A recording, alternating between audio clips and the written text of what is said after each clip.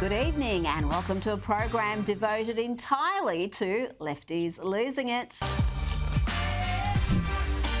Let's start, lefties, with a man who identifies as a woman who tries to guilt a woman into not calling the cops because she's black, and how dare she as a black woman call the cops on a trans woman. It's all about intersectional victimhood with these characters. And then when that tactic doesn't work, he really loses it. Buckle in, this is a wild ride. Ran into me because you're a transphobe and you're having a bad life. I have trans friends. So why did you walk into me like that? You're looking for problems and you're purposely antagonizing me. Am I? So I'm gonna give you a minute and then I'm gonna call the cops. Because you was going in that direction and now you're following me to this location and I'm going to stand here for 1 minute. You antagonized me. Okay, what's your name? You're a black woman calling a cops on a trans woman, and I just want you to What's your name? I want you to think about that. Okay, You're a black woman calling a cops Go ahead. on a trans woman. Continue to walk. And I want you to think about that. We're at 37 seconds. I'm going to pray for you. I'm going to hang. Because I pray. I'm going to stop recording at 1 minute and I'm going to call the cops if you're still in my area. I haven't offended you in any way. You hit me on the sidewalk with your body. Me. You hit me. Honey. It's not honey anymore. It's not honey. Right. It's not honey. We're just going to patiently wait for the cops. Yes, we are. This is getting... You're a hypocrite. You're a liberal hypocrite. And you're Yeah, I am aggressive. I have PTSD. Okay. You the wrong tranny today. I apologize. Ooh, that's not very ladylike, ma'am. And all this because that poor woman accidentally brushed past him. But it wasn't over yet, because here come the illegal threats and more guilt trips. Because I have a lawyer. I have 2 and 3 lawyers, honey. I will sue your pants off. I'm not going to anymore, okay? I will sue your pants off. I'm not speaking anymore. Good. I risk my life every day getting ready in the morning. He risks his life getting ready in the morning, really? Is he putting his wig on in front of the Taliban? Where's the danger? What I do see is a sense of entitlement that is off the scale. Now to a man that identifies as Viper. That's how he identifies on his Instagram page. Here is Xavier DeRosso, who also identifies as part Chinese. And here he explains why the Asian community is so successful, particularly here in the West, even when they come here with nothing. I'm 2% Chinese, so don't tell me I can't identify as Asian when a man with 0% of a vagina can identify as a woman. Now walk with me. Full-blooded Asians are too humble to do this, so let me explain to you why Asian families don't have half the issues of you other people. We are the wealthiest group, do the least amount of crime, have the least amount of pronoun warriors, and have the lowest unemployment rate while you big-backed bums sit on the couch. We Asians emphasize discipline, education, and a strong family unit instead of the victim Olympics. Notice how you don't see Asians complaining about injustices of the past or apologizing for what our ancestors did? Why would I feel guilty about what Genghis Khan did? Yet, universities make us score significantly higher than other students to get into the same schools. We have no choice but to be elite. Oh, Xavier, you're only Asian when it's convenient, and y'all only know what a woman is when it's convenient. Goofy. Now, let's hear from the woman who's going to save the world from fascism, according to the loopy left. Here is Kamala speaking out not against radical Islamic terrorism and illegal immigration. No. Here she says we must have the courage to object to the terms radical Islamic terrorism and illegal aliens. And we must have the courage to object when they use that term, radical Islamic terrorism, which ignores how Muslims have overwhelmingly been the greatest victims of terror.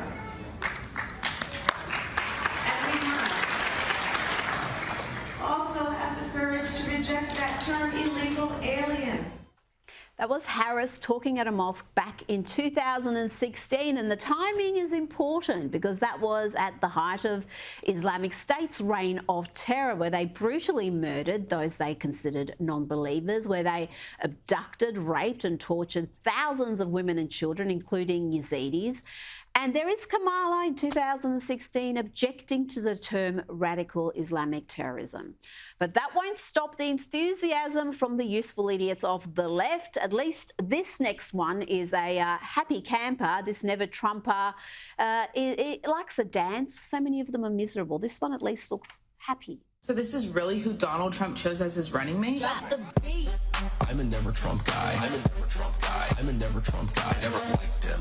I'm a never Trump guy. I'm a never Trump guy. I'm a never Trump guy. Never. Exercise is good and so is humour. Let's have a laugh now with comic Nick Peterson.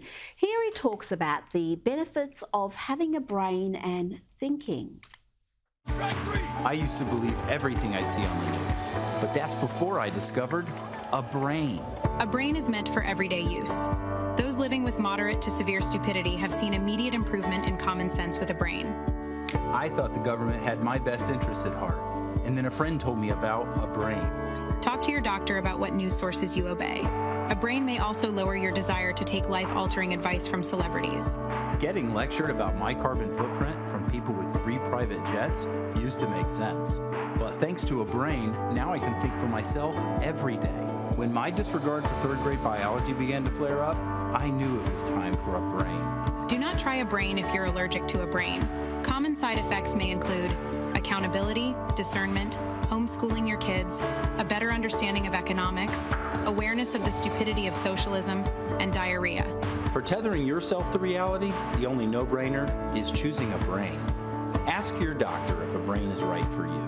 It didn't take long after Kamala Harris was installed as the Democrats' presidential candidate for the media to start rewriting her history. Apparently, she was never the border czar. She never had the most left-wing voting record in the Senate, and she was never considered a liability in the Biden administration. Those verifiable facts are all dismissed as right-wing conspiracies, as is the fact that she helped raise bail money for thugs during the BLM riots. Look at this headline claiming Trump falsely accuses Harris of donating to Minnesota Freedom Fund, bailing out dangerous criminals. Not only did Kamala do just that, her tweet is still up. Chip in now to the Minnesota Freedom Fund to help post bail for those protesting on the ground in Minnesota. She posted that at the height of the BLM riots, and guess what? That link is still active. You can still donate, and there is Kamala's smiling face on the donation page. And Trump's campaign is doing its best to prevent this bit of history being memory holed. This is among their most devastating ads.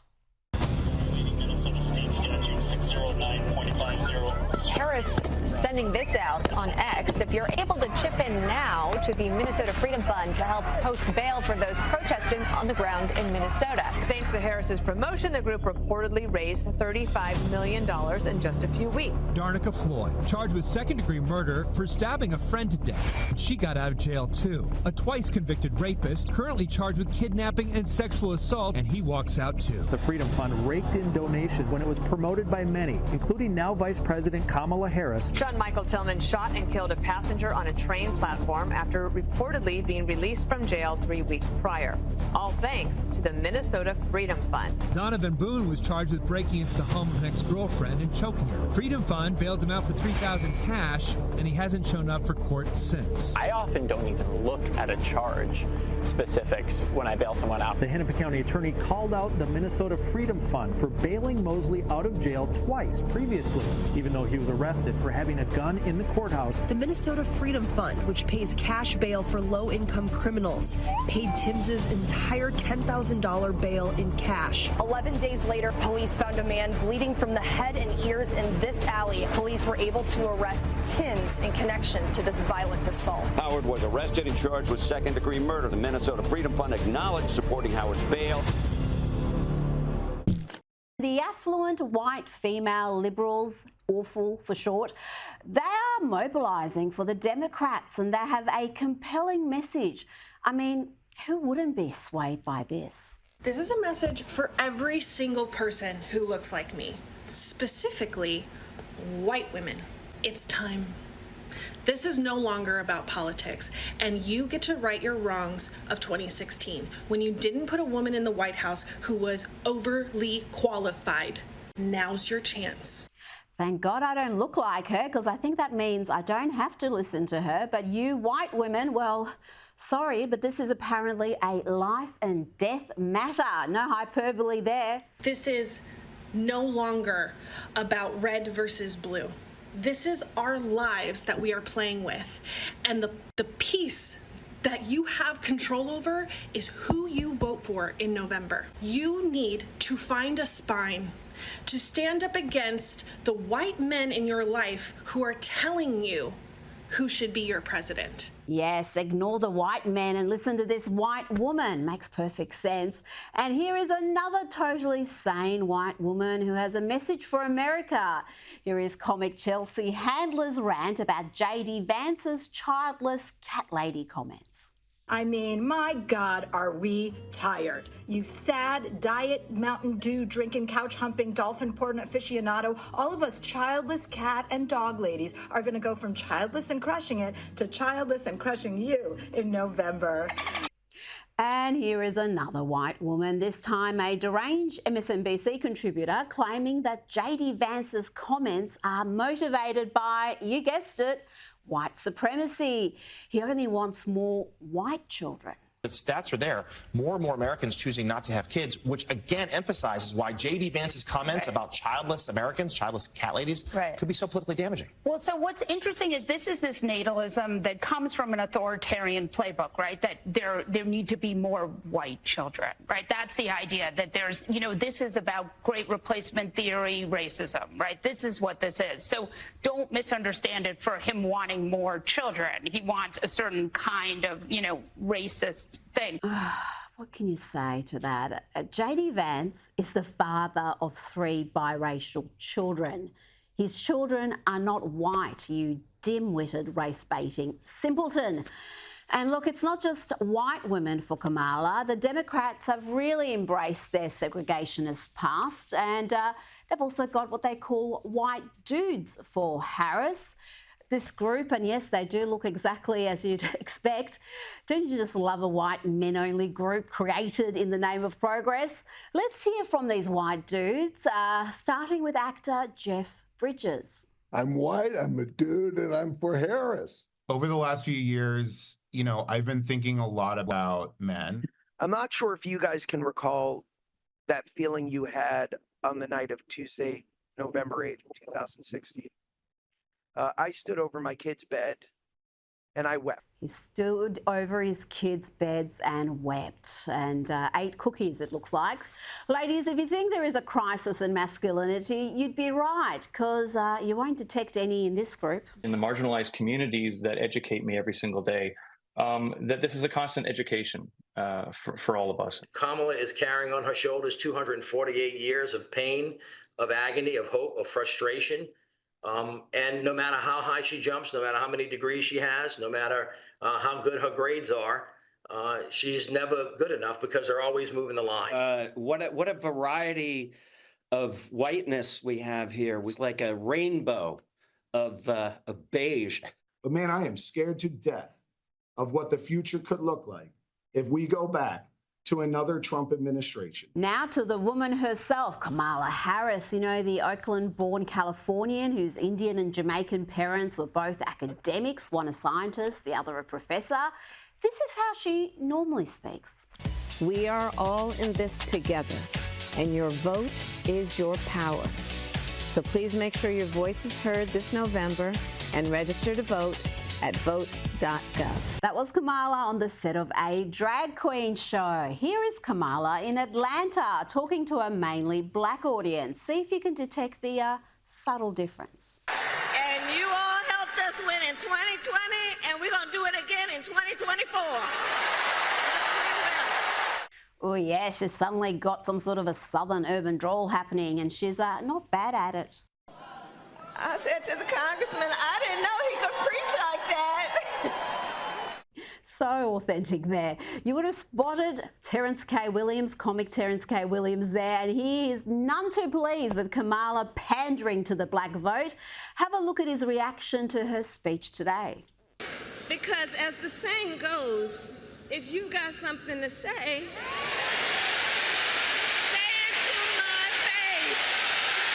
girl, bye. You trying so hard to be black. When did you start talking like this? If you got something to say, then say it to my face.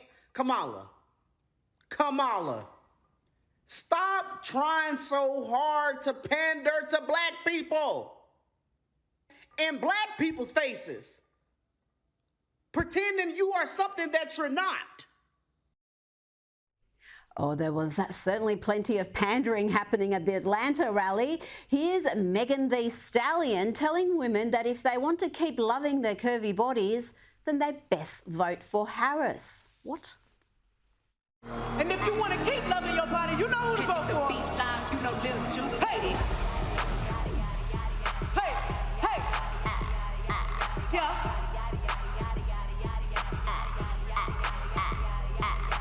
Body crazy, curvy waist. Yeah. Body crazy, curvy waist. And Kamala Harris features again. She went from denying she was ever the border czar to bragging that she has a better track record on immigration than Donald Trump. So in this campaign, I will proudly put my record against his any day of the week. Any day of the week. Including, for example, on the issue of immigration. You know, it's been a rough week for former Pink Floyd dude Roger Waters. Not only has Israel taken out members of the Hamas and Hezbollah leadership, but his dictator mate down in Venezuela is facing mass protests after rigging an election. That has prompted Waters to release this rant in defence of dictator Nicolas Maduro. And it's Elon Musk who he blames for the uprising in the South American country. Elon Musk. He's posting anti-Maduro tweets about Venezuela and the election that Nicolas Maduro just won there. This is the Elon Musk who sat in front row seats, probably given to him by his friend Netanyahu, the mass murderer. It's called democracy, Elon, moron. Look, I'm just happy Roger stopped talking to his imaginary mate, who's also called Roger. That's just weird. Broadcast on social media. Calm down. Roger, calm down. Don't sink to his level. All right, I won't. What level? Well, stop shouting. Stop shouting back. Let him interrupt you as much as you want. Okay. All right. Sorry, Piers. Now to the Melbourne suburb of Elsternwick, which has a large Jewish population. And look how this Officeworks employee treats a member of the community who wants to have an article from the Australian Jewish News laminated. This is hard to believe, but here it all is on tape. This is what leftist lunacy gets you. A young woman wearing a rainbow lanyard, refusing service to a Jewish man because she is anti-Israel and triggered by a news article. Political about that. What's that? I'm pro-Palestine. That's okay. You're here to do a job of laminating. Yeah, we have the right to deny jobs. Is that an Officeworks position or your personal position? It is an Officeworks. We have the right to deny jobs. So Officeworks position is that you're pro-Palestine and you won't take a laminating job? That's my position, but we have the right to deny jobs. What's the reason you're denying this job? Because I'm not comfortable proceeding with it. Which part are you not? The entire thing of the article. As you can see, the article has a headline about the spirit of the Jewish people, and the image features delegates holding an Israeli and an Australian flag. It's written by a local rabbi. He's a wonderful man. What exactly is so awful about any of that, no matter how much you identify as pro-Palestinian? Let's see what happens next. No, I've looked at the photo, I've looked at the headline. What's that? You're in a Jewish community, and Israel and Judaism can be completely separate. From what? From religion and...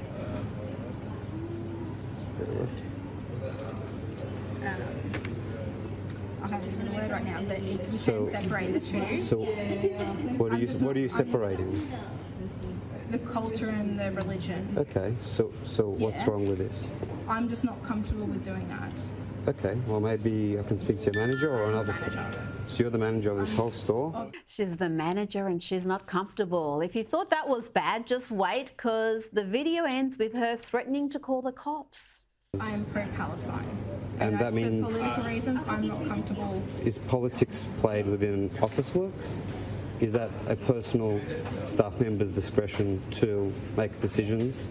We have the right to deny. And what are those reasons? On the website. Right. So what policy am I breaching by getting an article about? Are you recording me? Yes, I am. Can you not record me? No, I cannot. I'm going to just have to ask you to leave.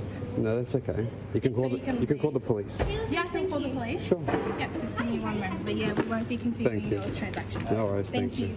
Officeworks is a multi-billion-dollar company owned by Wesfarmers, which we know like to get political. They pushed money into the failed race-based referendum, but even they must be absolutely aghast at what has happened in one of their stores. Absolutely shameful. Now to a woman who fought her heart out to keep schools closed as long as possible throughout COVID, who backs all the far-left lunacy you see in so many American schools, and who is a walking, talking advertisement for homeschooling. This is Randy Wintgarten, president of the American Federation of Teachers, a radical activist, and, of course, a lefty losing it. But it is seldom a dramatic event or attack that lets fascism in the door. The violence comes later, after they are voted in. When the history books are written about this moment, let them record that we the people united, mobilized, and voted down this existential threat to democracy and freedom, that we continued the march for progress, that we laid the foundation for a better future, and that we sought to create a more perfect union. Progress is possible. Keep marching. Ooh, I don't know about you, but that performance reminded me of another great speaker. Take it away, Dwight. I say to you, and you will understand that it is a privilege to fight. Blood alone moves the wheels of history. Now, overnight, Donald Trump sat down with a panel of so-called journalists at a conference for black journalists, and it didn't take long for the leftist activists on the panel to start losing it. Here is the ABC's Rachel Scott. This is how she started. I want to start by addressing the elephant in the room, sir. A lot of people did not think it was appropriate for you to be here today. Yes, she started badly and it only got worse. This is unbelievable, and just wait for Trump's response. You have told 4 congresswomen of color who were American citizens to go back to where they came from. You have used words like animal and rabid to describe black district attorneys. You've attacked black journalists, calling them a loser, saying the questions that they ask are, quote, stupid and racist. You've had dinner with a white supremacist at your Mar-a-Lago resort. So my question, sir, now that you are asking black supporters to vote for you, why should black voters trust you after you have used language like that? Well, first of all, I don't think I've ever been asked a question in such a horrible manner. First question. You don't even say, hello, how are you? Are you with ABC? Because I think they're a fake news network, a terrible network. And I think it's disgraceful that I came here in good spirit. I think it's a very rude introduction. I don't know exactly why you would do something like that. And let me go a step further. I was invited here, and I was told my opponent, whether it was Biden or Kamala, I was told my opponent was going to be here. It turned out my opponent isn't here. You invited me under false pretense. And then you said, you can't do it with Zoom. Well, where's Zoom? She's going to do it with Zoom, and she's not coming. And then you were half an hour late. Just so we understand, I have too much respect for you to be late. They couldn't get their equipment working. And of course, the race obsession was never far away. It's weird that the left loves DEI policies, diversity, equity, inclusion. They think it's great and necessary, but when you point out someone is a DEI hire, they get all offended. Again, Trump's answer here had the lefties losing it. Define it for me, if you would. I just defined it, sir. Do you believe that Vice President Kamala Harris is only on the ticket because she is a black woman? Well, I can say no. I think it's maybe a little bit different. So she was always of Indian heritage, and she was only promoting Indian heritage. I didn't know she was black until a number of years ago when she happened to turn black, and now she wants to be known as black. So I don't know, is she Indian or is she black? She has always But you know identified what? as a black woman. I She went to a respect historically either black one. college. I respect either one, but she obviously doesn't, because she was Indian all the way, and then all of a sudden she made a turn and she became a black person. And that answer had the media outraged. How dare he say she identified as Indian and not black? But here is AP News' headline. They said Harris calls Trump's false claims about race the same old show. But wasn't it AP News who ran with this headline? They said California's Kamala Harris becomes first Indian American US Senator. That was back in 2016. And here is Kamala herself saying that in recent years. Certainly, you could become the first Indian senator in U.S. history, which would be quite an accomplishment. Not good.